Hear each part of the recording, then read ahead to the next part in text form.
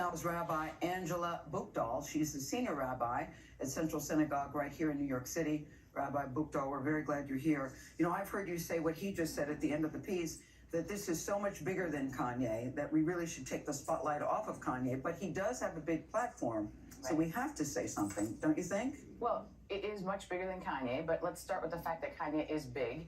Just to put a little perspective on it, he has over 30 million Twitter followers, which is more than double the population of all the Jews of the world. There are fewer than 15 million Jews in the world. I don't think people realize I don't think people understand what a small community we are globally. And yet, so one man having a platform that is twice as big as if every Jewish person in the world tried to reach someone, it still is not as big as his platform. So I think that we have to not underestimate what one person's platform could be. But it's so much bigger than that because it's not just about one person. Right. It's also not just about anti-Semitism against Jews. He's essentially activated an army of people who hate and are serial haters. And you know, evidence of that is just the clip we saw of the white supremacists.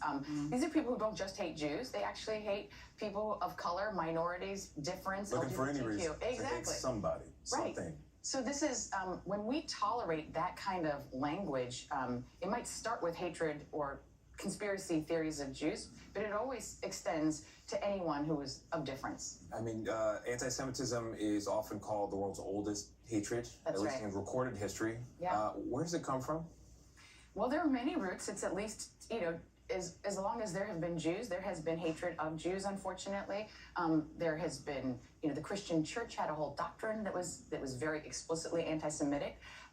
And throughout all the generations and ages, there have been ways that this has morphed and evolved. It's very resilient, this hatred. It's very resilient. However, there are some like foundational principles that have kind of remained the same and just sort of have different permutations, issues of kind of bloodthirst, of Jewish greed, of conspiracy theory, that Jews kind of control and run everything. So back in the day, it was about banks. Now it's about the media. So it morphs and changes, but some principles of basically that the world's problems can be blamed on the Jews. And population that's the bottom line. A population of just 15 million people. Yeah. Right. And I'm glad you brought that up because one of those tropes or narratives is the control of Hollywood or media or banks and money pulling strings behind the scenes. For those who might not understand that are sitting at home saying, well, if you have power, what's the big deal about it? Why is that such a bad thing for those who don't understand that narrative?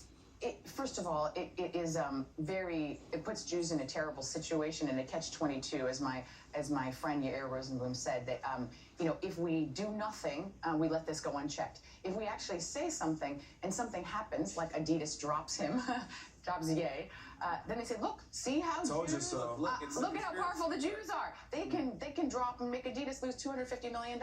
So it is a very horrible situation. I will say, though, that I personally experienced this myself when there was a gunman who came from England and held a rabbi and three others hostage in a synagogue in Coleyville, Texas. I received a phone call from the terrorist saying, you Jews are influential and powerful, and I need you to get this prisoner out of federal prison. And I said, I don't have that power. Wow. He said, oh, of course you do. You run a large synagogue in New York. So that just is to tell you that, like, one man's craziness, but it's not just one man. He has been fed this in a system of anti-Semitic rhetoric.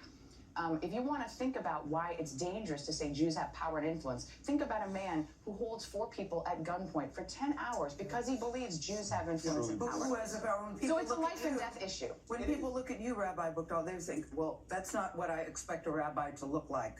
That's right. I've heard that before. So I would just say that I think one of the problems of anti-Semitism today is people really have no understanding of who the Jewish community is. There is certainly in America misunderstanding that Jews have always just been white people. Clearly not. And that's actually not been who the Jewish community has been historically over, millennia. Yeah. And so I think that part of this is about educating ourselves about who we are.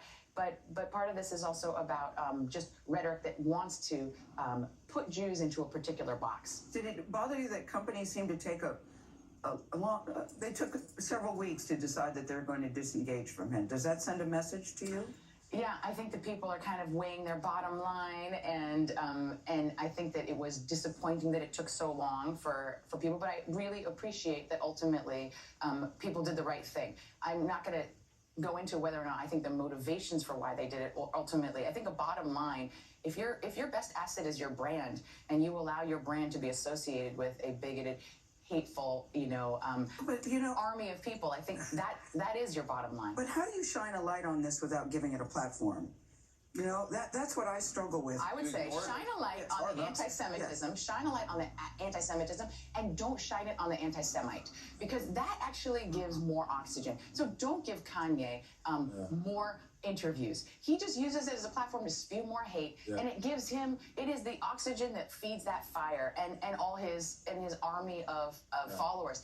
I think what you do is you actually talk about the anti-Semitic rhetoric, and you point it out, and you condemn it, but actually don't give so much attention to the person who's saying it. And That's offer really solutions. Well, we're glad you offer solutions. Thank you. We were glad you're here to give it the appropriate amount of Thank you. and the right. I appreciate you doing it.